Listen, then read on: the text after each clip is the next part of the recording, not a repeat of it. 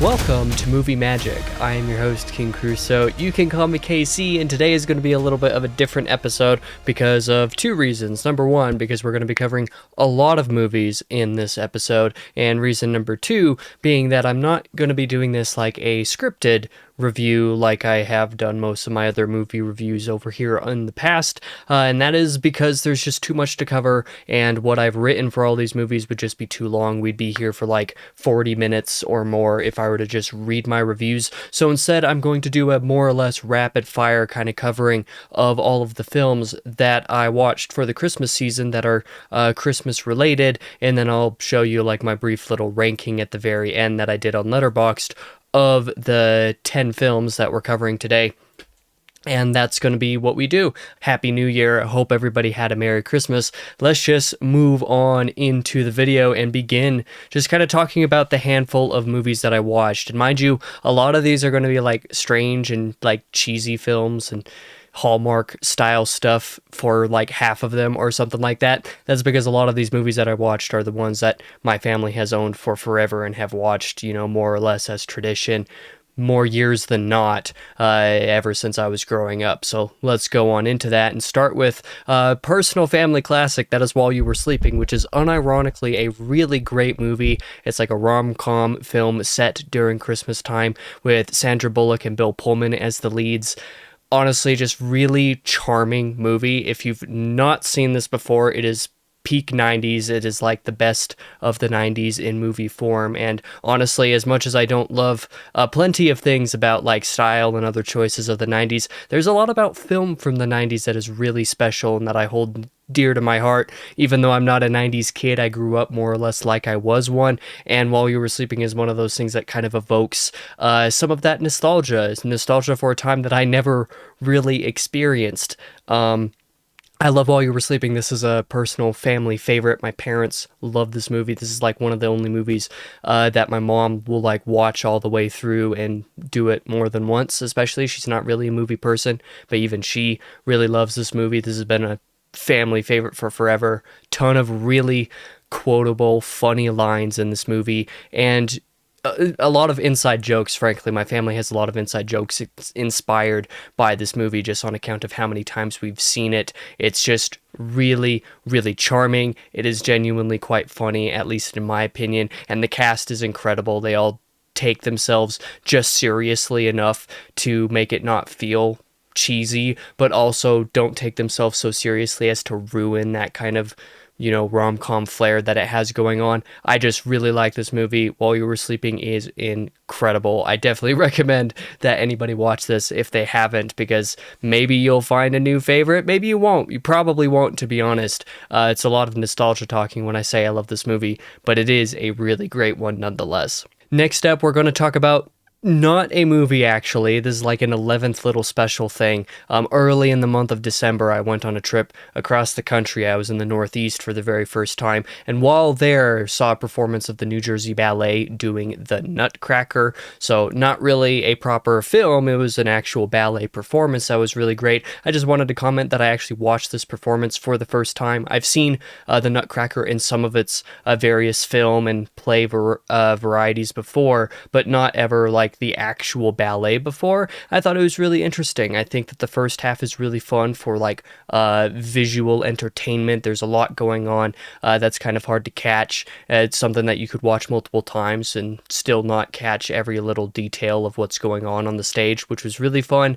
Even though the music isn't quite as memorable in the first half, the entertainment value of the first half is incredible. The second half is where I was surprised to find that basically every iconic musical piece from the Nutcracker, if you could name a tune or like hum a tune from the Nutcracker off the top of your head, 99% chance it comes from the second half, which I found really interesting because the second half doesn't have anything interesting going on like story or plot wise. It's basically just all about the music. So that was something that I found really fun to experience. But that's a little aside, just kind of an extra little thing that I experienced Christmas related over the season, but not properly a movie. So we'll move on to the next movie I watched, which is another longtime family classic. and that is The Santa Claus, starring Tim Allen, which, honestly, to say this is a classic is kind of an understatement. I feel like this is one of those, again, kind of like mid-90s Christmas movies. It's like, if you're thinking of classic Christmas films, this is probably one that you're going to think of,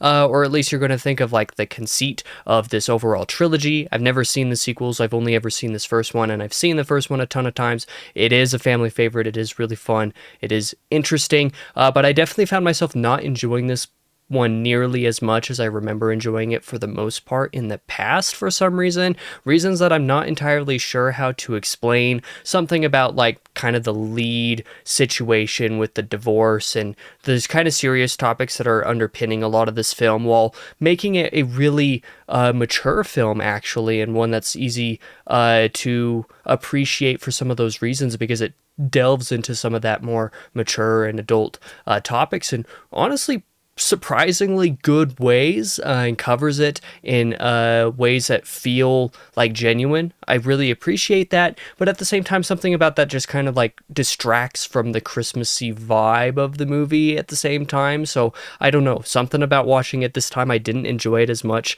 as I used to. Maybe that was based off of mood, because there was some stuff going on in personal life at the time that I ended up watching this movie that might have affected my enjoyment of it. I'm not 100% sure, but if nothing else, you can definitely give credit for this being a good Christmas staple. It is a solid movie, and also I forget the kid's name, whoever acts as the kid over here. Incredible performance, probably the best performance of the movie. Very good. I like the Santa Claus a good bit, but like I said, didn't enjoy it this much or as much this time around as I normally do, and honestly kind of feel like I should. But next up, we're going to go into like a sort of train of Hallmark style movies that I ended up watching over the season. The first one of those being The Note, which I don't know why the poster is so much smaller in here on the screen, but you know, we'll just expand that a little bit for now.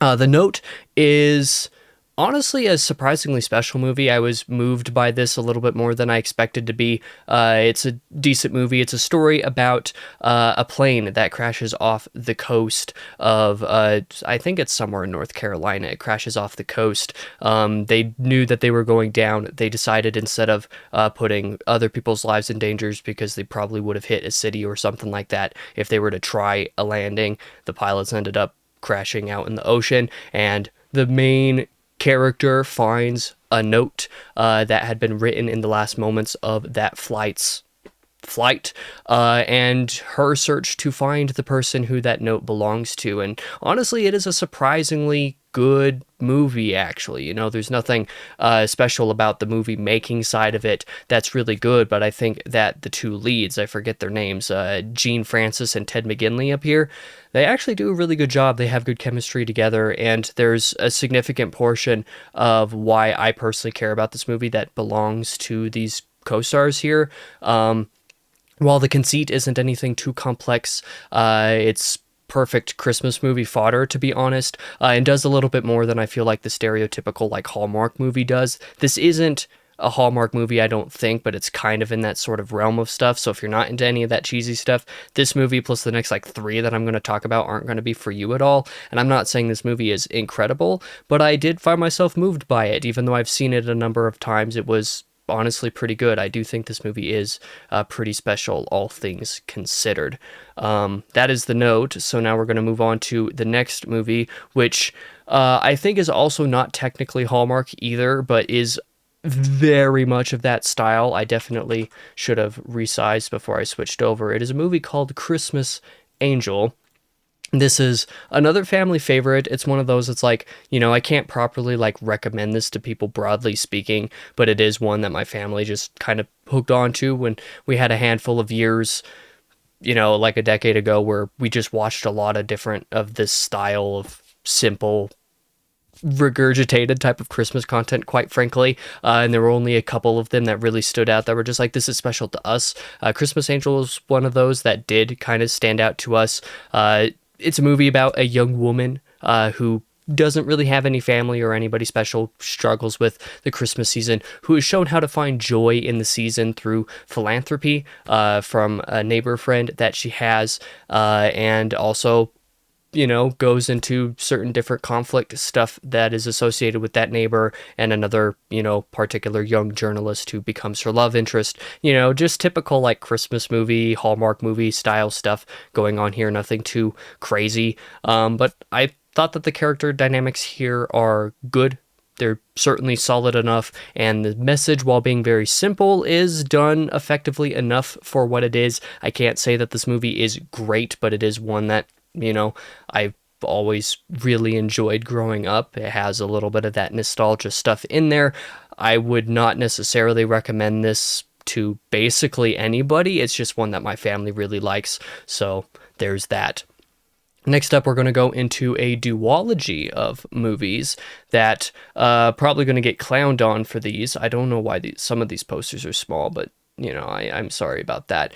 Christmas in Canaan, which is apparently based off of a book, and I hadn't realized that before. Christmas in Canaan is surprisingly good, and it is an actual Hallmark movie this time. And it does seem to be clowned on a decent bit as of recently because of Billy Ray Cyrus being the lead. I gotta say, Billy Ray Cyrus does a surprisingly decent job doing what he's doing in this movie, and the message of the film, again, kind of just the morality of it, isn't anything inherently super unique or complex. It's not doing anything new or interesting necessarily, but it does seek to do that in some fun ways, not least because it's a Christmas movie set in like a place like Texas where you don't have snow or something like that. So something about the setting also makes it feel a little bit different. But really, the charm of Christmas in Canaan comes from the black character over here, Rodney, his dynamic with everybody else, both in this younger kid version and in the adult version, because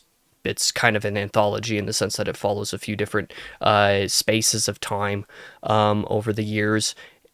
Rodney's character is really great, and like I said, his dynamic with all the other characters is what makes Christmas in Canaan work, and honestly what bookends the film from the beginning and the end. It's based off of a book, but there's stuff about Rodney being an author or wanting to be an author that plays into the story of the movie, and that, like I said, kind of bookends basically the entire movie in and of itself and makes it have a little special touch, a little bit something extra, some extra pizzazz that most Hallmark movies just aren't going to have.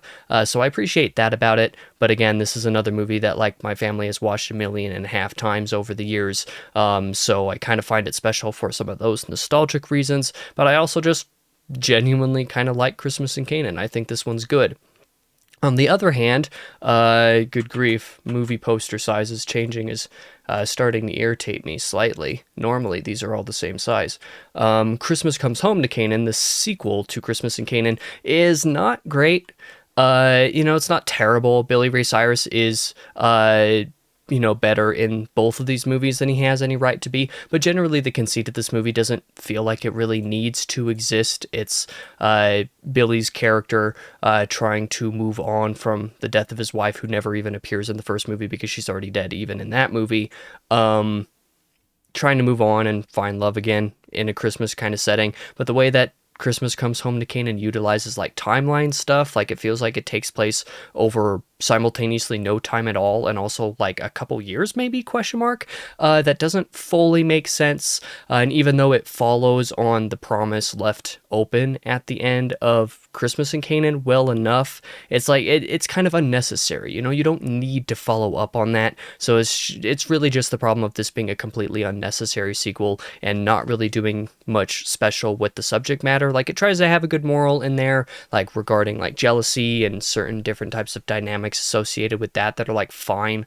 But overall, I'm not super into this. I didn't enjoy this movie very much, whereas I still enjoyed Christmas in Canaan quite a bit. So now let's resize that again and switch over to a Christmas classic that's like actually a classic that I'd somehow never seen before, and that is the live-action Jim Carrey version of How the Grinch Stole Christmas, which honestly was just a ton of fun. At the time that I watched this, I definitely needed something that was more just straight up entertaining and funny and raucous and loud and kind of in your face. It's all of these Dr. Seuss things that are like, it's really out there. And if you're not ready for something like that, you're maybe not going to enjoy it as much. But this was definitely a vibe of something that I really needed at the time that I watched it. And I had a ton of fun with it. I think the movie's a little long. It's like 105 minutes. And I don't think it really needed to be much more than like 90 or something. There's a significant chunk of the second act that drags on a little bit. And then there's like a couple different story notes that kind of repeat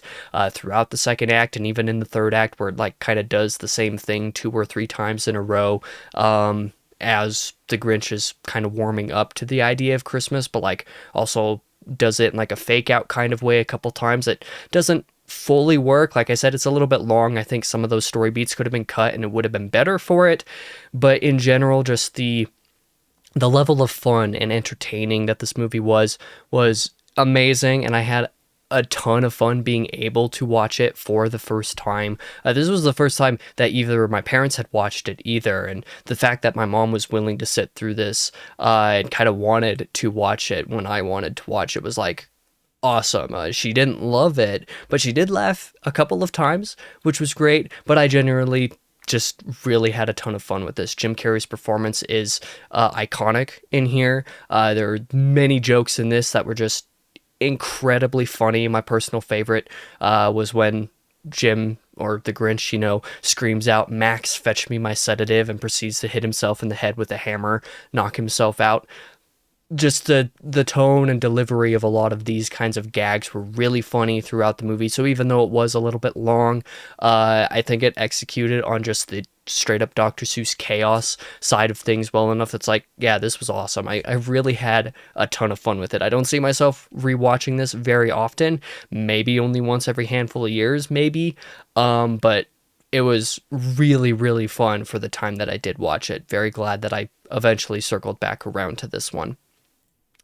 Next up, we're going to talk about a certified actual classic, just straight up, and of course, film poster sizes still giving me issues. Sorry to be redundant about that. It's a Wonderful Life is a perfect movie. Don't at me. This is in my Letterboxd top 4 right now. That's how much I enjoyed watching this. This is outside of watching while you were sleeping most years is kind of like a personal family tradition. It's a Wonderful Life has been a family tradition even since I was very little. We've watched this almost every single year around Christmas time for just about as long as I can remember, and honestly, it's incredible. It's a Wonderful Life is such a brilliant movie. I don't think I even have the words to say it. Like, I did not give this a full, proper review on Letterboxd recently, because I just don't feel like I have the critical chops to really digest what everything this movie is doing and the way that it deserves to be covered. It's just that good. There are a couple like very minor nitpicks I could point out about it, but nothing that inherently goes against just how special the movie is, and the message of it is incredible.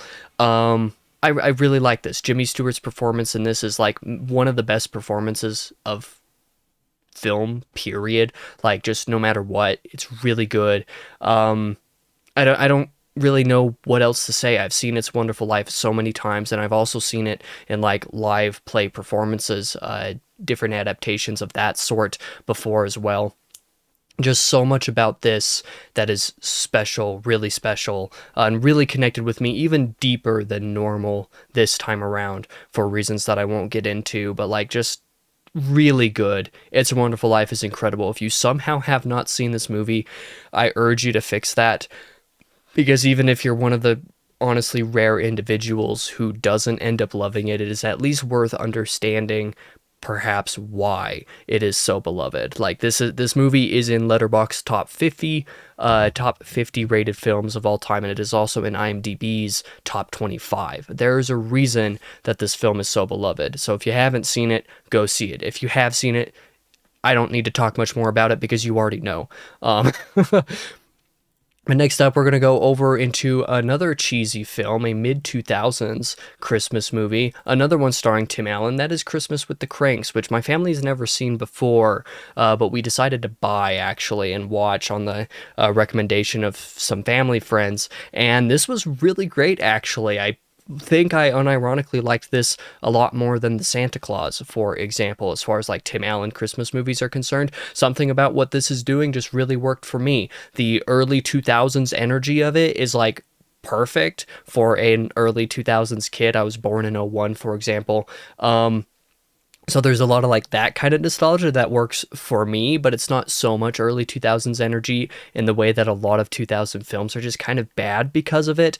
This doesn't cross the line into being bad because of that energy, in my opinion. And generally just, it's so dramatic and over the top in a lot of ways that really work. You know, it's kind of a satire of the overly serious Christmas neighborhood. That's largely what this movie is doing, on account of the main characters, the cranks, deciding that they're not going to do Christmas this year, and everybody else takes it very personally, more personally than they have any right to. But it just brings up so many moments of really great humor and stuff that I just really connected with. I really enjoyed watching this movie. It was another super fun one. I think that the dynamic between Tim Allen and Jamie Lee Curtis together as the leads was great. Both of them are, again, kind of over the top and overly dramatic, but in ways that I think actually serves the tone of the movie overall. It serves that kind of satirical aspect of things in ways that are just really great. My mom is not somebody who watches movies, as I said earlier in this video, and she's also not somebody who really laughs at movies, but this movie had her like actually laughing at several points. So that also kind of goes to show just the perfect level of absurdity that goes into this. The whole package just really comes together in a really dynamic and entertaining way for me personally. I found the construction of it to be really solid and the pacing of it to be really good, going from, and this is coming basically straight from the review that I wrote for it, it goes from like this whole emotional opening of like, our daughter is gone for the holidays this year, how depressing, to going to a solution of like, okay, well, what if we just don't do Christmas this year? What if we skip Christmas and go on a cruise instead? And then you come up to the problem of, all our neighbors are harassing us, so maybe we should do something about it, but whatever, let's just commit to the bit. And then suddenly there's the bigger problem of, oh wait, our daughter is actually coming home for Christmas, and she lets us know this on Christmas Eve that she's coming home. It's like, okay, so I guess we're not going on that cruise. We got to figure out how to do Christmas now in the course of a day, and just all the chaos that ensues from everything, every step of the way. Really loved this movie. I'm probably overselling it. Like Christmas with the Cranks, I can't say is like great or incredible or anything, but I really liked it just personally. But next up, let's talk about the last Christmas movie that I did watch this year, which again is another classic in my family, in my house. It's the favorites of one of my brothers specifically, and also a favorite of mine now, and that is Scrooge, and specifically Albert Finney's Scrooge, which is a musical adaptation of A Christmas Carol. It is still a film, but it is a musical version of it. Just find the one that stars Albert Finney, and you'll have a lot of fun with this. I think primarily the reason that this movie works so much is because of Albert Finney. His performance, his version, his rendition of Scrooge is brilliant. It is truly inspired. It is so good. So even though there are things about this film that I don't love, like some of the musical numbers go on a little bit too long, you know, the chapters of Christmas Past and Christmas Present, some of them have certain sections of them that run a little over long or maybe aren't entirely necessary, but just watching Albert Finney as Scrooge get to go back and experience some of this stuff, he as both an observer in his own life and as just a character in his own right, is incredible. Of course, the story of A Christmas Carol is a classic, and I really love that story in the first place, but there are also a couple things about this specific version of the movie that I just love. For example, there's one musical number, specifically in the Christmas Yet to Come section of the movie, that goes, "Thank you very much," quite a bit. That song is perfect. Like, it is one of my favorite songs in any musical I've ever seen ever. It is so memorable, and the way that the movie pays off so much that it does in the first couple acts, in the last acts, you know, when Scrooge, you know, comes into his own and actually becomes a better person and realizes that maybe life is actually kind of good. It utilizes some of the motifs and some of the songs from prior in the film and reorients them in the final moments to actually be, happier and to, like I said, just kind of recontextualize some of the stuff that's going on. It utilizes the Christmas Carol story to the fullest extent. It is really, really good for that. And honestly, just the filmmaking side of this is also really impressive. I gotta say, like the lighting and everything is really good. There's just so many things about the blocking and the framing as far as the filming goes that is really good.